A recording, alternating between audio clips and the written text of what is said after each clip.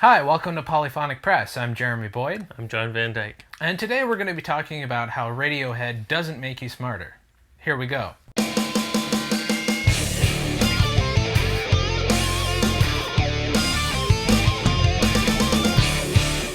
All right, so you may have heard about this. This is a new study, or a relatively new study, that sort of lines up people's musical taste with their intelligence.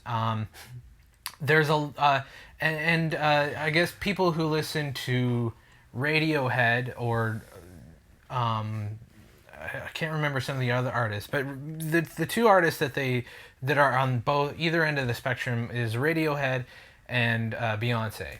So people who listen to the Radiohead tend to be smarter, and people who listen to Beyonce tend to be not so smart. According to this study. And if you look at the charts, there's a whole bunch of artists that fall somewhere in the middle.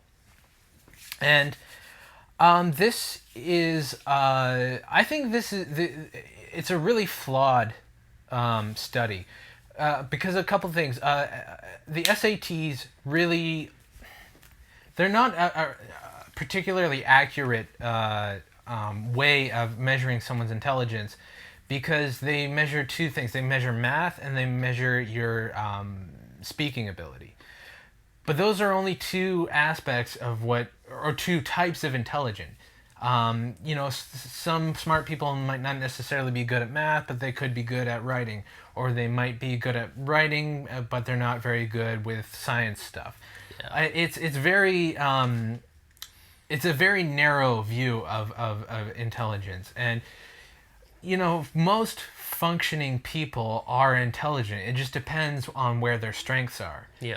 I know for me, I'm not very good at math or understanding a lot of scientific stuff, but I'm good with the music. I have a good ear for music. So that's one example of something that SATs really don't measure. And IQ kind of does the same thing. It's the same thing. It's more like problem solving. Yeah. And but musical taste, I really haven't noticed. There are a few patterns I've noticed, but nothing. There's no one band that smart people listen to, or one artist that not so smart people listen to, because just because you listen to pop music doesn't necessarily mean you're stupid, and just because you listen to Radiohead doesn't necessarily mean you're smart.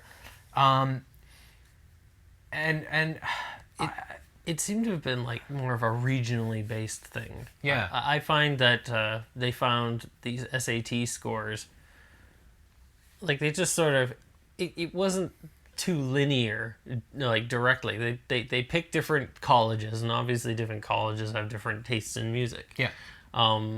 It's really more of a regional thing, where the people in this region have higher SAT scores, and they also happen to listen to, and that's really the most accurate information you're going to get from that. Yeah, exactly. And I've heard too that from people that the SAT tests are racially biased. So it kind of makes sense that that would cause some problems. That not only that's really big problems as far as SAT goes, but also it's telling on some of the lower scoring SAT.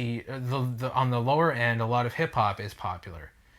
So it could a lot of these things can come into reasons why the certain artists fall on the spectrum and certain artists fall on another part. It's not an accurate measure of someone's intelligence. It's not an accurate measure of even someone's capabilities. It's a really weird study. And ever since it came out, people have been talking about it. It's interesting to see. I don't know.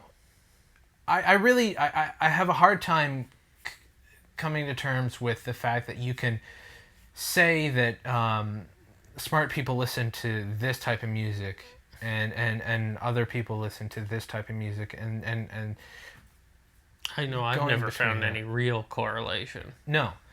Not really. It's just it's an odd thing to me to say that that's the way it is. You know, this I don't even know why they did this in the first place. To be honest, Well, I mean, sometimes I think they're plopped with a budget to do like studies, and so they do studies, yeah, and they just think of an idea and they do it. Yeah. And sometimes they come with an interesting result, and sometimes they come up with something like this. yeah. Yeah, but anyway, let us know in the comments what you guys think. Were you aware of this study when it first came out? Were you sort of shocked at the results? Did it line up to what you thought of? Let us know in the comments. Be sure to subscribe so you know when we post new videos. You can check us out on Twitter and Facebook. Follow John on Twitter at Funky Dutch. And as well as the website, polyphonicpress.net. I'm actually working on building a new website, so look for that within the next couple. Do you have a of link on the days. screen I could point at? Not yet. So yeah, look out for that. And that's about it. I'm Jeremy Boyd. I'm John Van Dyke. Take it easy.